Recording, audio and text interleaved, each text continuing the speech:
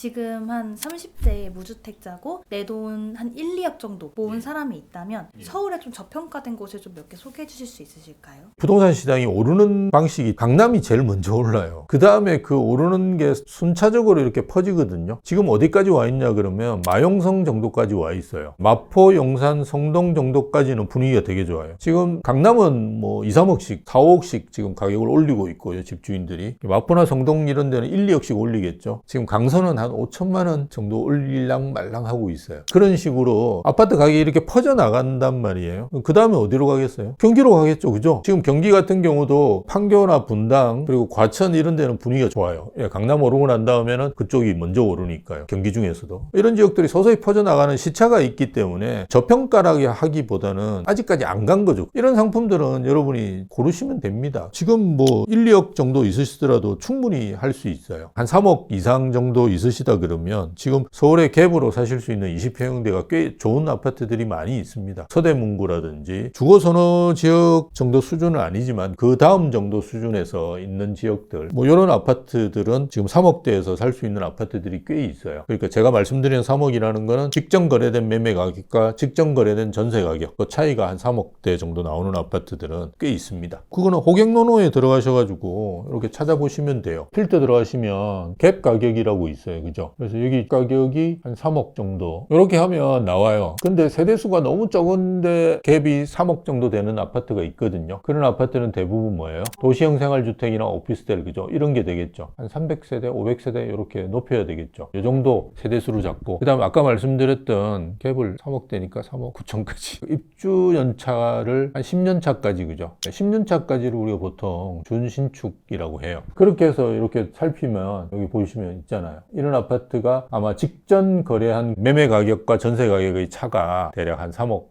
정도까지 나오는 거거든요. 이렇게 찾으시면 돼요. 그래서 뭐 필요하시면 여기 평형도 있잖아요. 20평 무조건 넘어야 된다. 그럼 20평대로 또 필터를 조절하시면 되고요. 여기는 나쁘지는 않잖아요. 경기도이긴 해요. 강일이면. 근데 서울 내에도 아마 찾아보시면 이런 아파트들이 있을 거예요. 지금 이제 강남 쪽으로 가니까 거의 없습니다. 그죠? 사당 롯데캐슬 골든폴에. 예, 이거 최근에 입주한 아파트인데요. 이런 아파트도 괜찮죠. 이게 입주가 2020년인 아파트거든요. 이게 왜 조금 저렴하냐 그러면 새 아파트인데, 그죠? 딱 중간에 있죠.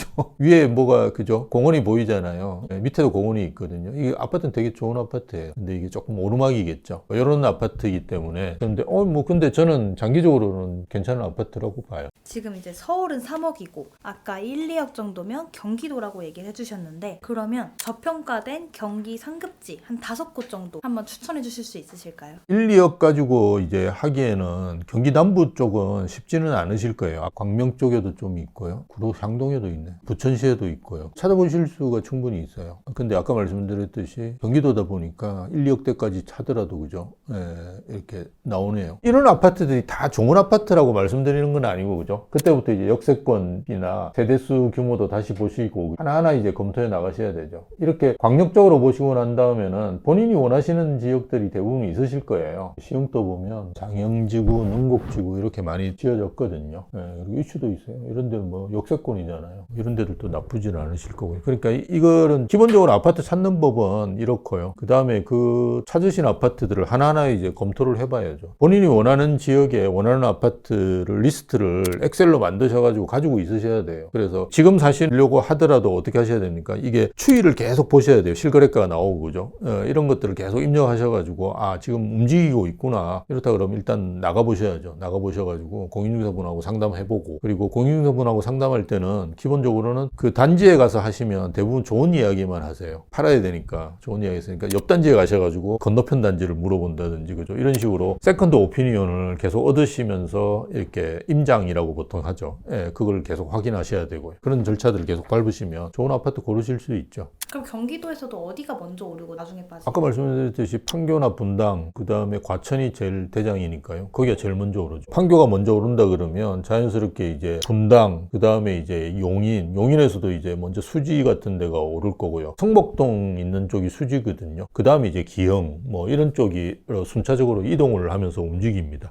과천 같은 경우는 이제 안양에 가깝거든요. 그래서 과천이 먼저 오르면 안양이 평촌이라는 도시가 있어요. 그런 데가 오르고 평촌이 오르면 이제 인덕원이라든지 주변 지역들도 오르면서 평촌이 있는 데가 안양 동안구입니다. 그래서 만안구 쪽으로 이제 넘어가고 만안구 쪽으로 넘어가서 어디로까지 가느냐 하면 우리가 보통 일기 신도시 중에 3번이라고 있어요. 군포시인데 거기까지 이제 넘어갑니다. 그런 흐름에 따라서 말씀드렸듯이 지금은 아마 과천하고 판교 정도만 지금 움직이고 있을 거예요. 분당이나. 분당은 이제 일기 신도시 최근에 선도지역 지정 때문에 이슈가 많거든요. 그래서 그런 지역들만 움직이니까 그 다음 지역들 움직일 때들 좀 살펴보시면 좋고요. 그 다음에 일단 호재들을 먼저 보시는 게 좋죠. 부동산 관련된 뉴스를 보시면서 호재들을 보시는 게 좋은데 지금 저는 이제 많이 권해드리는 데가 구성역 주변입니다. 용인에 보면 구성역이라고 있는데요. 여기가 GTX가 서요. 근데 아직 개통을 안 했어요. 그래서 6월 달 내로 개통합니다. 이 주변에는 저렴한 아파트들이 꽤 있어요. 이쪽이 GTX가 다니는 데입니다.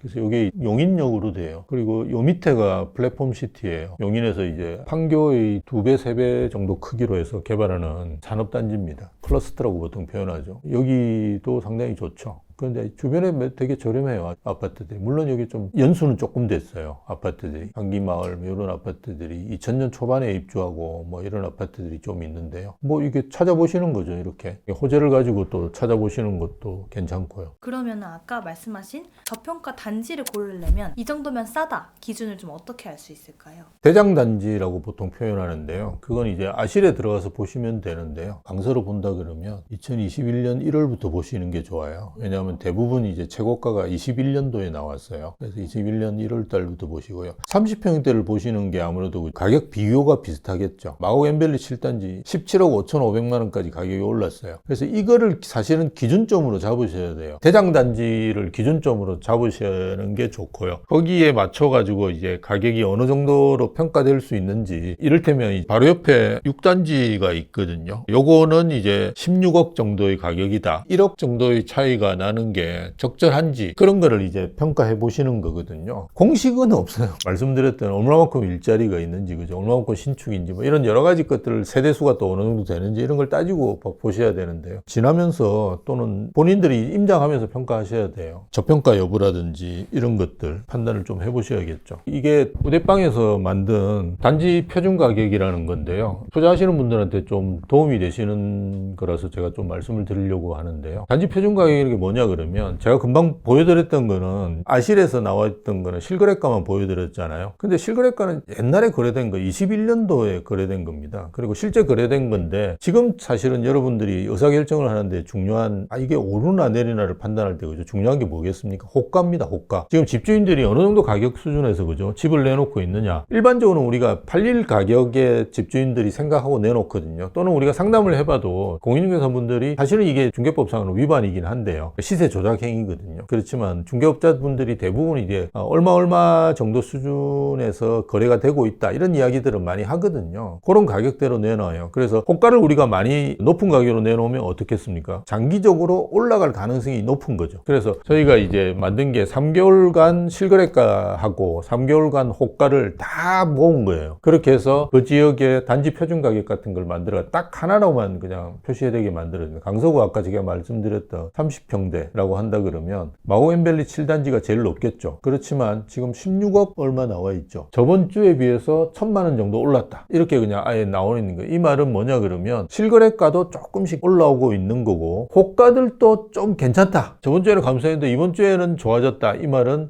저번 주에 비해서 이번 주에 호가들도 조금씩 올라가고 있다 라고 생각할 수 있거든요. 이게 주 단위로 저희가 집계해서 보실 수 있어요. 앞으로 시세가 어떻게 식으로 변해갈지 이런 것들도 확인할 수 있는 거니까요. 제가 볼 때 이것도 같이 한번 보시면 도움이 될 것 같아요. 저는 자주 봅니다. 아까 또 비슷한 말씀을 드렸는데요. 현장에 좀 나가보시면 좋을 것 같아요. 오르나 내리나 이런 거 판단하시지 말고요. 왜냐하면 지금 우리가 거래가 한 5천 건 정도 되었다. 제가 이렇게 말씀을 드렸잖아요. 그게 5월 달에 거래된 거를 말씀을 드리는 건데요. 5월 달에 거래가 됐다는 거는 결정은 언제 됐겠습니까? 빨라도 4월, 3월, 2월, 그죠? 한 3개월 전이라고 보는 게 맞아요. 그러니까 그 데이터라는 게 크게 의미가 없을 수도 있다는 겁니다. 지금과 같이 반등을 할 때는. 그러니까 현장에 지금 나가셔가지고 공인중개사분들 이야기 들어보고 그 다음 임장해가지고 가지고 다른 단지들도 가보시고 이렇게 해보셔야지 지금 현장의 분위기를 아실 수 있는 거예요. 그리고 우리가 내 돈 1, 2억이 있다는 것 자체는 자산이거든요. 자산과 소득을 좀 구분하시는 것이 좋습니다. 내가 지금 연봉이 1억 이상 버시는 분들도 저축한 돈이 몇 천만 원 없는 분들도 많으세요. 이게 자산이 나중에 집을 마련하는 것뿐만이 아니라 여러 가지 우리가 투자를 하는데 필요한 거지. 그래서 소득과 자산을 좀 구분하셔가지고 소득을 늘리시는 거는 사실은 사회적 관계 속에서 커뮤니케이션 하시면서 이렇게 만들어 나가시는 영업적인 측면이 있으신 거지만 자산을 늘려 나가는 거는 따지고 보면 혼자만이 굉장히 고독한 싸움이에요. 그 두 가지를 같이 병행하셔가지고 같이 축적해 놓으셔야지 도움이 나중에 되실 거라고 봅니다. 네, 안녕하십니까. 미국 IAU 대학에서 부동산을 가르치고 있고요. 현재 오대빵 부동산이라는 브랜드를 쓰는 에스테이트 클라우드의 본부장으로 재직 중입니다. 반갑습니다. 교수님, 올해 예. 3월 기준 서울 부동산 PIR이 10.2라고 합니다. 월급 받고 한 푼도 안 써서 10년 넘게 모아야 그제야 집 한 채 살 수 있다는 건데요. 앞으로 집값이 더 떨어지길 기대해도 될까요? 지금 PIR이라는 지표에 대한 부분부터 먼저 좀 설명을 드리면 좋을 것 같은데요. 이게 소득 대비 집값의 비율입니다. 한 푼도 안 쓰고 소득을 모아가지고 서울 집값을 어느 정도 감당할 수 있느냐 이런 수치인데요. 아무래도 이제 통계 지표라는 것은 현실을 간단하게 이해하기 위해서 만들어진 지표인데요. 이게 가정에서 좀 문제가 있죠. 왜냐하면 소득을 한 푼도 안 쓰고 저축한다는 것은 일단 불가능하고요. 두 번째는 우리가 자산으로 집을 사지 소득으로 집을 사지는 않아요. 그러다 보니까 소득은 사실은 나중에 대출을 갚는데 굉장히 중요한 요소예요. 나중에 사고 난 다음에 관리하는 데 이제 필요한 부분이고요. 자산, 즉 여러분이 저축하신 종잣돈을 가지고 대부분 이제 집을 사신다고 생각하시면 되는데요. 그런 차원에서 본다 그러면 일단 자산이 빠져 있는 거죠. 그러다 보니까 소득으로만 이걸 계산하는 건 조금 문제가 있고요. 집값이 떨어질 가능성을 현재로서는 사실은 찾기가 쉽지가 않아요. 왜냐하면 우리가 지금 세 가지 변수를 보셔야 되는데요. 수급, 경기, 그다음 금융적인 상황 이 세 가지를 보셔야 됩니다. 수급 상황은 아시다시피 아파트 입주 물량이 급격하게 줄어들고 있는 상황이고요. 그로 인해서 오히려 전세 가격이 오르고 있거든요. 그런 상황에서 집값이 떨어진다?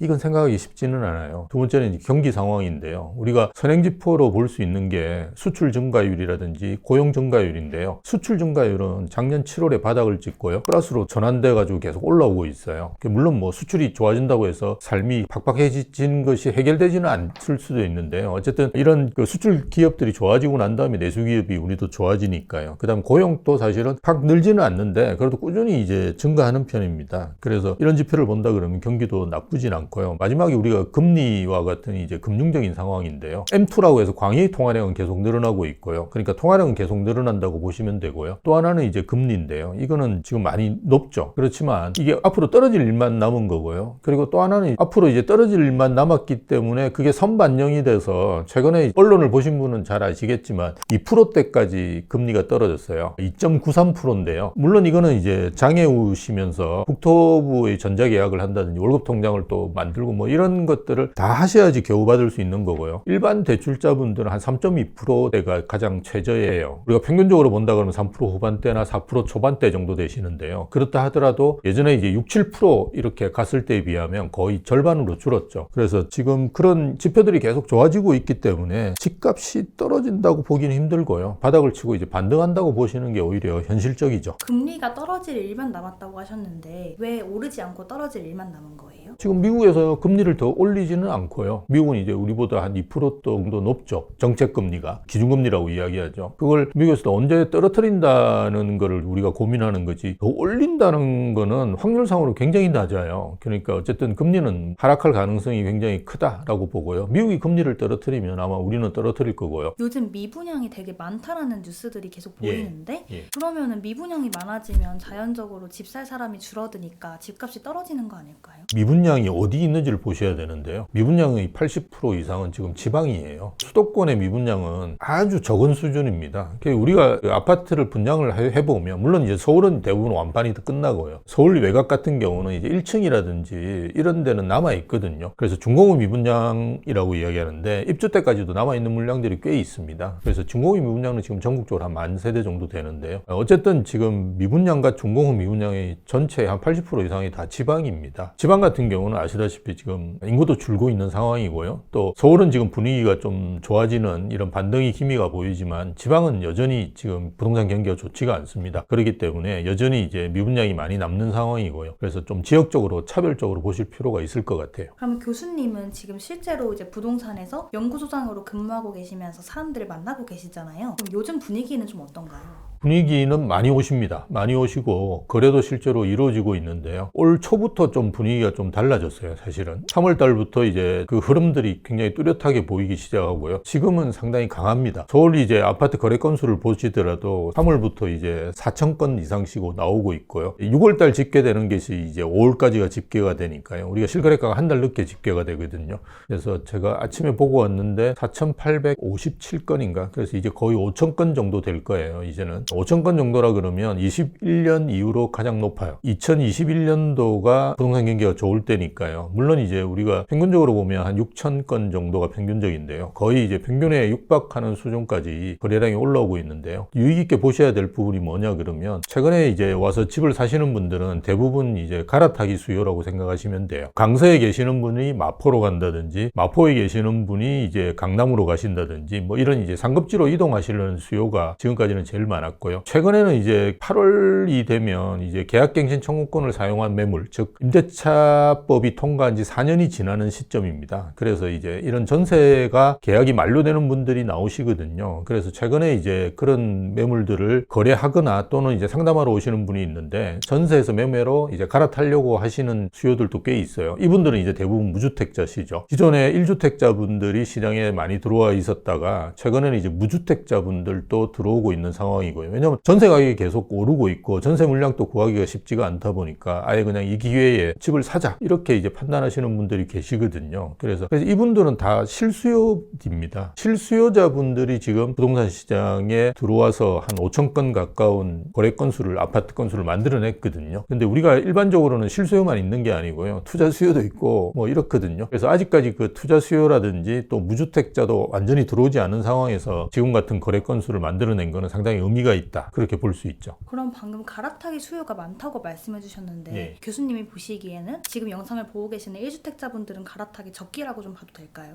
예, 지역을 어디로 하실지 조금 다를 수는 있는데요. 뭐 여전히 저는 갈아타기 하기 좋은 시점. 왜냐하면 지금 겨우 이제 반등을 하는 상황이기 때문에 물론 이건 미래는 예측하기 힘들지만 앞으로 더 오른다 그러면 지금이 또 좋은 기회가 될 수 있겠죠. 실제로 저희가 이렇게 조사를 해보면 여전히 지금 많이 갈아타고 있으신 지역들이 강남권입니다. 강남이라든지 아니면 양천 이런 쪽에서 갈아타기 수요들이 꽤 많으시거든요. 우리나라 갈아타기 수요 가장 많은 건 학군 때문에 옮기시는 겁니다. 예, 결혼을 해서 애를 낳았는데 애가 중학교 들어가기 직전이에요. 그럴 경우 이제 갈아타기를 하셔서 주거 선호 지역으로 이제 들어가시려고 합니다. 그러다 보니까 그런 지역들이 많이 좋아지고 있는데요. 근데 사실은 뭐 꼭 그쪽으로만 갈아타기 하시는 수요가 있는 건 아니니까요. 경기도에서 이제 서울로 갈아타기 하실 때는 서울 주변 지역들이시니까요. 꼭 주거 선호 지역은 아니시더라도 서울로 인서울로 하시려고 하는 분도 있으실 거고요. 뭐 이런저런 갈아타기 수요들을 다 고려한다 그러면 뭐 아직 반등이 본격화되지 않은 지금이 저는 뭐 좋은 시점이라고 봅니다. 그리고 또 갈아타기 하실 때 서울 지역을 벗어나시는 건 저는 별로 권해드리지 않고요. 6070 세대분들이 가끔씩 전원주택이라든지 시골로 가시는 경우가 있는데요. 도시에 인프라가 다 갖춰져 있는 이런 지역에 그냥 계시는 것이 많이 권해드리고요. 최근에 또 특이한 현상 중에 하나가 지방에서 서울에 있는 아파트로 갈아타시기 하시는 분이 계십니다. 제가 상담했던 분 중에 한 분은 저는 이제 고향이 부산입니다. 그래서 부산 쪽 계시는 분들이 상담을 많이 하시는데요. 구서동에 있는 아파트인데요. 15년 차 아파트예요. 15년 차에서 20년 차 이 아파트가 제일 재미가 없는 아파트입니다. 일단 굉장히 많이 낡았고 그 다음에 재건축 이슈도 없거든요. 그래서 15년 정도 되시면 무슨 문제가 생기냐면 집이 이제 고장납니다. 그래서 이건 뭔가 돈이 들어가기 시작하거든요. 그래서 이건 뭐 리모델링이나 인테리어를 좀 하고 싶다 이런 생각을 하는데 거주하시면서 인테리어 하는 건 되게 어려워요. 네, 이걸 뭐 짐을 다 빼고 어디 가가지고 한두 달 사셔야 되는데 이게 뭐 마땅하지 않지 않습니까? 그래서 오히려 이사를 가자 이렇게 이제 판단하시는 분들이 많거든요. 그래서 그렇게 판단하셨던 것 같아요. 그랬을 때 저는 이제 서울에 집을 사보시는 게 어떠냐 이렇게 권해드렸는데요. 지방은 전세를 사시고 서울에 그냥 집을 매매하시라 이렇게 이제 조언을 드렸어요. 왜냐하면 부산은 뭐 300만 넘는 큰 대도시이긴 하지만 그래도 서울보다는 저는 상승 여력은 낮다고 봐요. 그래서 오히려 서울을 사두시고 지방에 편안하게 지방은 전세 가격이 잘 올리지도 않아요. 그래서 지방에 아주 편안하게 새 아파트 옮겨 다니시면서 4년마다 잘 사실 수 있기 때문에 그런 수요들도 지금 현재 있습니다. 영상을 보고 계신 분들은 주로 이제 30대 신혼부부가 또 많으실 것 같아요. 예, 아니면 3040 좀 약간 어린 아이들 가지고 계신 부모님이 많으실 것 같은데 그분들은 이제 초반엔 돈이 좀 없다 보니까 전세나 월세를 이제 많이 알아보고 계신단 말이에요. 그러면은 교수님이 보시기에는 요즘 부동산에서 전월세는 좀 분위기가 어떤지 궁금해요. 상품에 따라 다른데요. 우리가 연립이라든지 오피스텔 이런 거는 전세가 거의 없어요. 그거는 이제 다 월세로 대부분 돌아갔고요. 전세도 되게 불안해 하시면서 이제 계약을 하시는 경우가 많고요. 아파트 같은 경우는 전세는 나오면 바로 나갑니다. 그만큼 아파트 쪽으로 전세가 굉장히 몰리고 있는 상황이고요. 특히나 우리가 입주 물량이 급격하게 줄어들다 보니까 아파트 전세는 이제 입주 물량의 변수라고 보시면 돼요. 입주 물량이 줄면 전세 가격은 오르게 됩니다. 그런데다가 아까 말씀드렸듯이 지금 연립이라든지 오피스텔 쪽으로 전세를 못 하잖아요. 그러니까 자연스럽게 아파트로 이제 돌아오는 수요가 있고요. 그리고 기존 주택 같은 경우도 지금 아실에서 집계하는 통계를 보면요. 매매 거래 같은 경우는 계속 지금 늘고 있잖아요. 근데 전세 거래 같은 경우는 오히려 이렇게 떨어지고 있거든요. 그런데 전세가 훨씬 더 많습니다. 한 3배에서 5배 많고요. 최근에는 이제 한 2배 정도 이렇게 폭이 좁혀져 있긴 해요. 왜냐하면 전세에서 매매로 갈아타시는 분들이 많다 보니까 이제 그런 상황인데요. 근데 매물 나와 있는 걸 보시면 지금 서울 기준으로 보면 매매 같은 경우는 매물이 8만 건 조금 넘는 수준인데요. 조금 줄었어요. 전세 같은 경우는 계속 줄어가지고 지금 2만 7천 건이에요. 매매가 전세보다 3분의 1 정도 수준이고 전세는 매매보다 한 3배 정도가 거래되는데 매물은 반대예요. 그럼 이거는 전세가 계속 이제 구하기 힘들고 나오면 계속 계약이 되는 수밖에 없는 이유거든요. 그래서 상품에 따라서 조금씩 다르다라고 보시면 좋을 것 같아요. 최근에 이제 매매 가격 같은 경우는 최근부터 이제 사실은 오르기 시작한 건데요. 전세 가격은 오른 지가 1년이 넘었어요. 서울 같은 경우는. 그런 점들을 생각해 보신다 그러면 전세는 지금 상당히 강세라고 볼 수 있습니다. 전세 가격이 오르면 그에 맞게 매매가도 계속 오르는 걸로 알고 있는데 그럼 앞으로 매매가는 더 올라가는 거예요? 그렇죠. 지금까지는 이제 전세 가격은 오르면서 매매 가격이 떨어졌는데요. 이제 매매 가격이 오르면서 전세 가격과 동반 상승하는 이제 시점이 오고 있거든요. 실제로 서울은 왔고요. 서울은 이제 노도강 금강구라고 하는 서울 외곽 지역들도 5월 20일 이후부터는 다 플러스로 전환을 했어요. 그래서 이제 서울은 마이너스가 없어요. 이제 다 상승하고 있는 상황입니다. 전세 가격까지 지금 같이 올라가고 있는 상황이기 때문에 이제 반등의 힘이 더 강하게 되지 않을까 그렇게 보는 거죠. 그럼 교수님께서는 결국에는 이제 집값이 좀 올라가는 방향으로 나올 거다라고 말씀해 주셨는데요. 그러면 하락장에서도 오르고 나중에 상승장이 제대로 오면 더 많이 오를 곳 이런 특징이 좀 있을까요? 저희가 이제 하락장에서도 덜 떨어지는 곳이라고 이야기하는 게 맞는 것 같고요. 나중에 이제 상승장일 때 더 많이 오를 수 있는 곳 이런 거를 고르시는 게 좋겠죠. 대부분이 일자리하고 같이 있는 데들이 덜 떨어집니다. 가격 하락폭이라든지 아니면 뭐 기간 같은 것이 굉장히 짧고요. 금방금방 받침이 되거든요. 왜냐하면 일자리가 많은 곳은 주택 수요가 많을 수밖에 없거든요. 근데 일자리가 많다고 해서 그냥 일자리는 아니고요. 우리가 미래의 고급 일자리라고 판단하시면 됩니다. 바이오 이런 산업들 그리고 대기업이 있는 곳 이런 앵커 테넌트가 있는 지역들을 고르시는 게 좋고요. 그리고 앞으로는 이제 신축의 강세가 굉장히 지속될 가능성이 크고요. 왜냐하면 입주 물량이 없잖아요. 그래서 새 아파트가 없는데 2030 세대들은 새 아파트에 대한 수요가 굉장히 크거든요. 그래서 5년만 지나면 준신축이라고 해서 신축이라는 말도 쓰지도 않는데요. 그만큼 이제 새 아파트에 대한 수요가 많다는 말이에요. 그다음 뭐 도심에 있는 게 좋고요. 물론 직주건조와 비슷한 이야기일 수 있는데요. 역세권이나 도심 뭐 이런 쪽을 벗어나는 것은 별로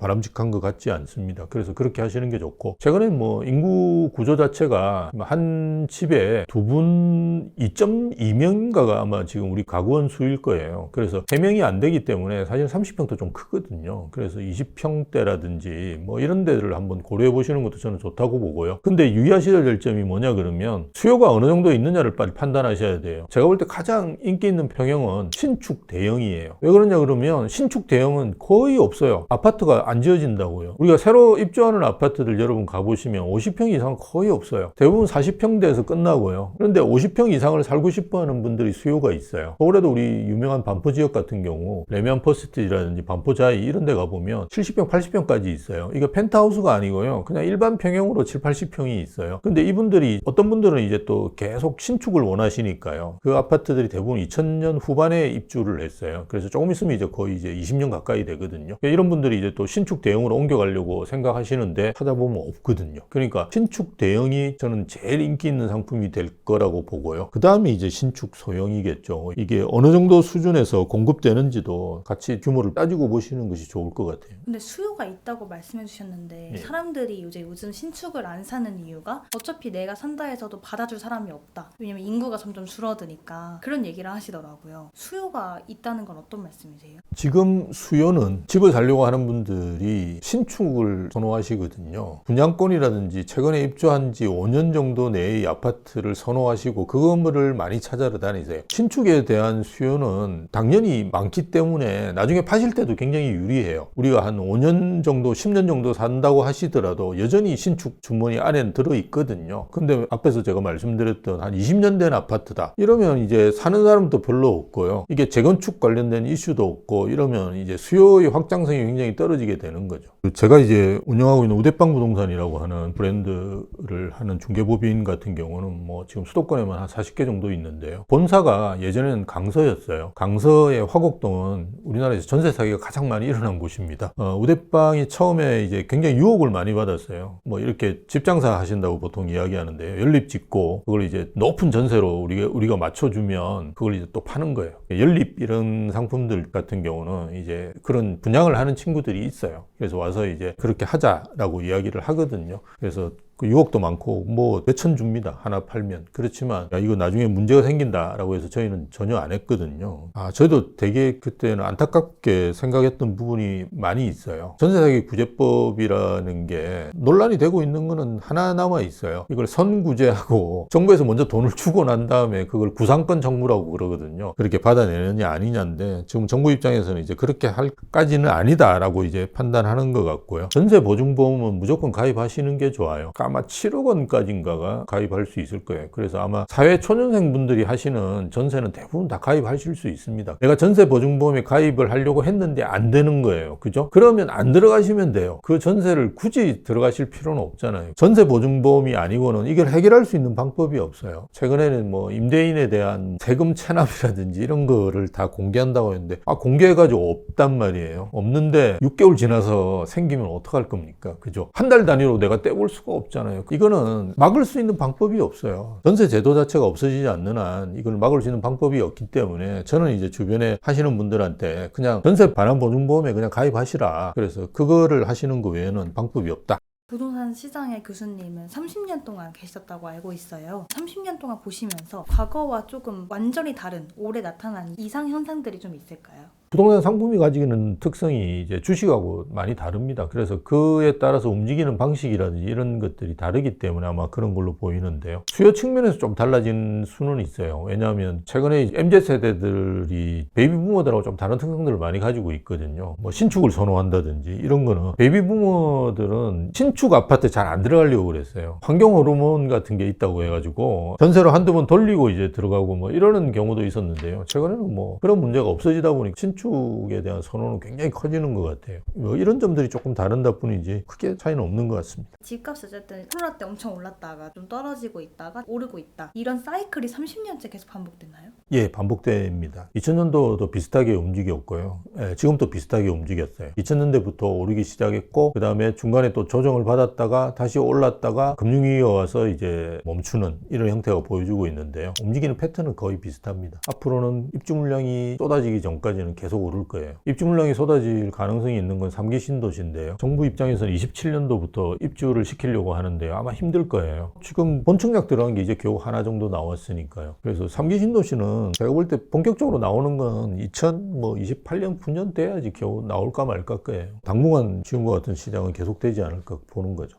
교수님, 집값 상승 공식이 나왔다고 합니다. 이게 무슨 내용이에요? 국토연구원에서 이슈 브리핑인가 저도 이제 봤는데요. 근데 대부분 뭐 현장에 계신 분들은 알고 있는 내용인데요. 왜냐하면 제일 먼저 시작하는 게 강남입니다. 강남에서 먼저 오르는데요. 올해는 조금 달랐던 부분이 뭐냐 그러면 예전에 강남 재건축부터 올랐거든요. 근데 최근에는 이제 송파구의 대형 단지들부터 이렇게 좀 움직임이 있었어요. 최근에 이제 금리도 많이 오르고 재건축 아파트 같은 경우 투자하려면 전세가율이 낮거든요. 재건축 아파트는. 그러다 보니까 이제 많은 자금이 필요하죠. 그래서 이런 고금리 상황에서 빨리 움직이기는 좀 힘들었던 것 같아요. 송파구 같은 경우는 대형 단지들이 많기 때문에 거래량이 많이 나옵니다. 근데 최근에 이제 거래가 계속 절벽 상태였죠. 거의 안 나오는 상황이었기 때문에, 그래서 이런저런 이유 때문에 최근에 송파구가 굉장히 주목받긴 하지만 어쨌든 강남권이 먼저 움직입니다. 강남권이 움직이고 그 다음에 이제 말씀드렸듯이 서울 쪽으로 이제 퍼져나갈 수도 있지만 경기도로 이제 퍼져나가는 게 어디냐? 그럼 판교나 분당 쪽으로 이제 가겠죠. 판교 갔다가 분당이 우리 신도시라고 하죠. 일기 신도시 쪽으로 갔다가 그 다음에 이제 용인으로 가겠죠. 그래서 용인 같은 경우도 제일 먼저 움직이는 데들이 성복역이 있는 지역 쪽입니다. 거기가 아마 수지구 쪽일 거예요. 그 다음에 뭐 기흥이라든지 이런 쪽이 움직이거든요. 그런 식으로 이제 순차적으로 이렇게 움직이는 흐름이 있다라는 겁니다. 경기도 쪽에서도 사실은 분당만 있는 게, 판교만 있는 게 아니라요. 저 위에 과천이 있죠.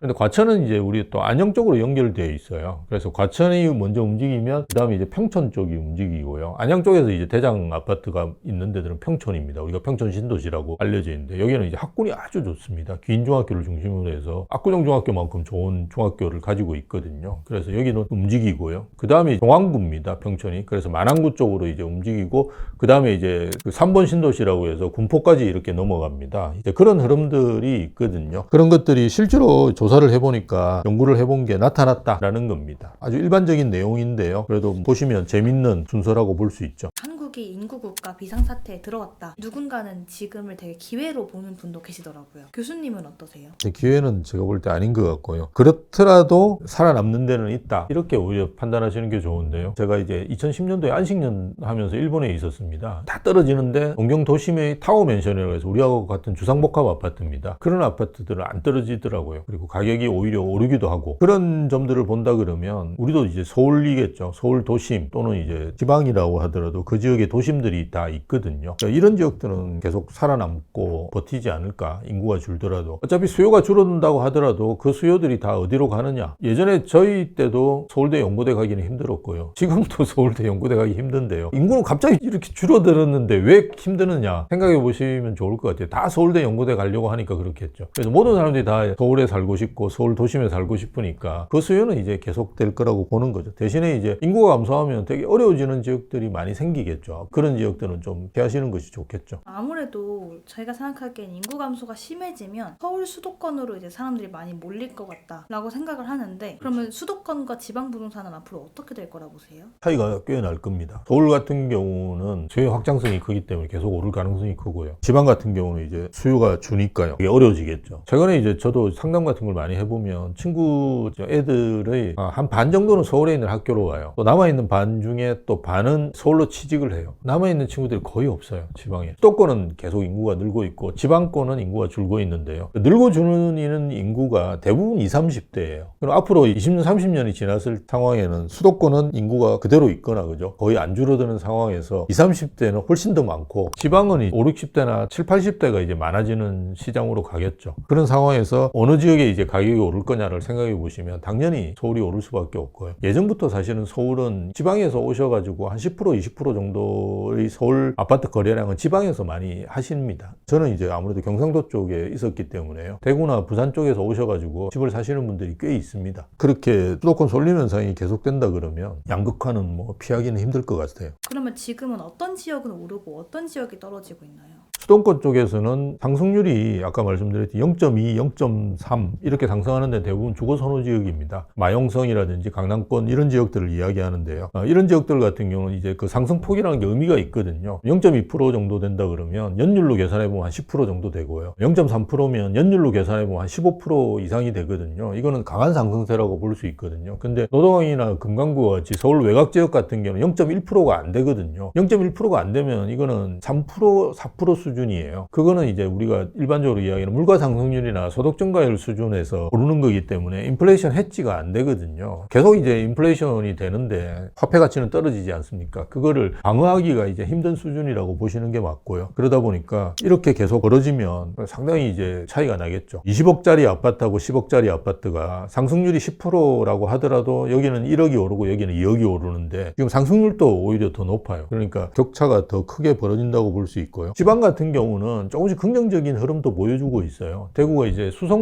대구는 수성구입니다. 그리고 부산은 우리가 보통 해수동이라고 이야기하거든요. 해운대 수영 동네. 이 지역들이 주거선호 지역인데요. 이런 지역들은 이제 플러스로 전환했다가 마이너스가 됐다가 이런 식으로 지금 계속 왔다 갔다 하고 있어요. 그 말은 곧 이제 상승 전환이 할 수도 있겠다라는 기대를 이제 불러일으키고 있습니다. 그리고 실제로 분양 현장 같은 경우는 굉장히 긍정적인 데들도 한두 개씩 생기고 있고요. 그렇지만 이제 지방은 문제가 지금 입주 물량이 많아요. 서울은 뭐 올해도 입주 물량이 거의 없고요. 내년에 오고 계속 없어요. 없는데 지방은 이제 입주 물량이 많습니다. 이게 이제 신규로 아파트들이 새로 많이 나오니까 기존 아파트들보다 어쨌든 더 신규로 나오는 아파트가 인기 있잖아요. 이 아파트도 지금 주인이 없어요. 이런 상황이 되기 때문에 지방이 지금 어려운 거고요. 그 입주 물량이 좀 해소되는 내년이나 되면 조금 더 이제 긍정적인 흐름이 보이지 않을까 이렇게 봅니다. 그런데 사람들은 이런 상황을 보고 이제 이렇게 얘기하더라고요. 비싸질 가격을 감당할 수요 자체가 없고 애초에 인구도 줄어들고 있는데 이러면 집값 하락은 기정사실화된 거 아니냐라고 말하는 사람들에게 어떤 말씀 해주시겠어요? 지금 거래가 많이 되는 데가 강남입니다. 강남. 비싸질 가격을 감당할 수요가 없다고 이야기하는 건 폭락하신다고 주장하는 분들 좀 나가서 현장을 보시면 좀 좋을 것 같아요. 지금 사실은 송파라든지 이런 데는 금매를 찾는 분들이 되게 많아요. 우리 지점에도 5명씩 10명씩 이렇게 대기하고 있어요. 그거보다 조금 낮은 가격에 나오면 1, 2억 낮은 가격에 나오면 사겠다. 수요 자체가 없다는 게 도대체 그러니까 내가 돈이 없다고 다 돈이 없다고 생각하는 거는 조금 과한 일반화고요. 수요가 없다 그러는데 어떻게 강남이 오릅니까? 제일 비싼데 거기가 지금 오르는 데가 강남하고 마용성이라는 데인데 마용성도 집값이 20억대입니다. 그런 데들만 지금 오르고 있고 말씀드렸듯이 노도강이나 금강구 이런 데는 거의 안 올라요. 그런 데들이 오히려 가격이 싸지 않나요? 비싸가지고 수요가 없다라고 이야기하는 거는 정말 일반화의 오류라고 저는 보고요. 인구가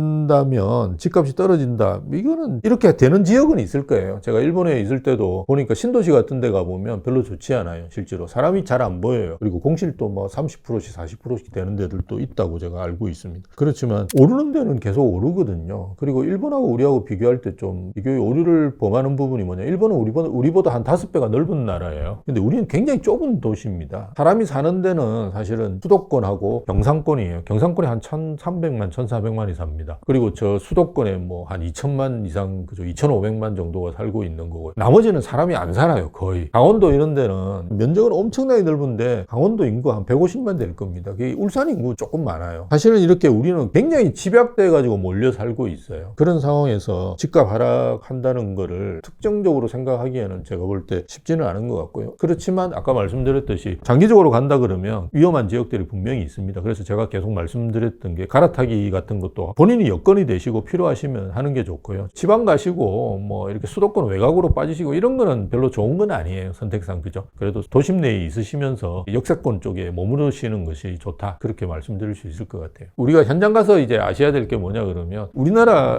중개사분들은 대부분 한 단지를 끼고 하시는 분들이 많아요. 단지 내 상가에 있으시면서 한 단지만을 하시잖아요. 그분한테 가셔가지고 이 아파트 좋아요 이러면 다 좋다고 이야기하지 안 좋다고 이야기하지 않지 않습니까? 그런 거는 임장하실 때 물어볼 필요도 없어요. 다 좋다고 이야기하니까요. 지금 어느 정도 매수자분들이 계시느냐, 집주인들은 지금 어느 정도 가격대에 내놓고 있느냐, 집주인분들이 지금 많이 내놓습니까? 뭐 또는 뭐 매물을 걷어들이고 있나요? 살려고 오시는 분들이 어느 정도 이제 그냥 살려는 마음을 가지고 오시는지, 그리고 어떤 부류가 많이 오시는지, 20, 30대가 많이 오는지, 그죠? 40, 50대가 많이 오는지 이런 거를 물어보시는 게 좋아요. 그렇게 해서 세부적으로 좀 판단하셔가지고 의사결정을 하시는데 도움을 받으지. 이 아파트 좋아요? 다 좋다고 그러죠. 여러분들이 대부분 매물을 보시는데 어디서 보시느냐 그러면 네이버에서 보시는데요. 이 네이버에 여러분들이 매물을 올리고 마음대로 가격을 만들 수 있는 게 아니고요. 대부분 이걸 하는 분들이 개업 공인중개사입니다. 정확한 이제 법적인 용어로는. 보통 우리가 중개업소라고 이야기하는데 계시는 사장님들이 하세요. 그래서 내가 이제 내 매물을 내놓고도 그분한테 만약 이제 내 매물의 가격을 조정한다 그래도 중개업소 분들한테 부탁을 해야 되는데요. 이분들은 대부분 올리는 걸 싫어하세요. 당연히 내리면 잘 팔리니까. 그래서 사실은 집주인들이 가격을 결정하는 게 아니고요. 그 지역의 중개업소 분들이 개업 공인중개사 분들이 가격을 결정하는 경우가 많습니다. 이 사실을 잘 아시고 사실은 내가 중개 보수도 주고 그죠? 다 하는데도 불구하고 굉장히 이렇게 소극적으로 하시는 분들이 많아요. 내가 여러분이 이제 집을 내놓으시든 아니면 거래를 하시든 미리 아실이라든지 아까 말씀드렸던 호갱노노라든지 아니면 저희 그 우대방에 들어오시고 단지 포장 가격 같은 걸 정확하게 확인하시고 그 다음 중개업소로 만나셔가지고 가격 협상도 하고 그죠? 이건 내가 볼 때는 이건 아닌 것 같다. 좀 더 올리셔가지고 내놓으시는 것도 좋을 것 같다. 뭐 이런 식으로 이야기하시고 적극적으로 또 하셔야 됩니다. 저희는 이제 가격 결정권을 집주인한테 돌려드린다라고 이제 표현을 하는데요. 당연히 내가 가장 큰 내 재산을 거래하시는데 한 번이라도 더 관심을 가지고 이런 걸 하시는 차원에서라도 그걸 좀 보시면 좋을 것 같습니다.